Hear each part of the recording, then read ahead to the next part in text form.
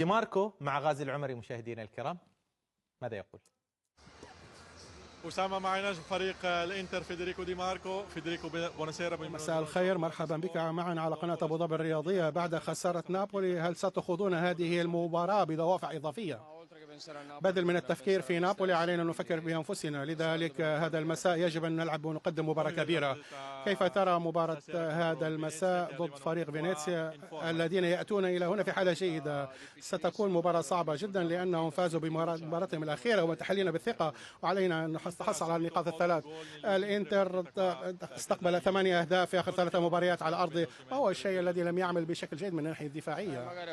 ربما بعض الأحيان عكس العام الماضي بدأنا نستقبل الكثير من الأهداف، ولكننا نتحسن، وآخر مباراة لم نستقبل أي هدف. علينا أن نواصل على هذا المنوال. شكرا جزيلا.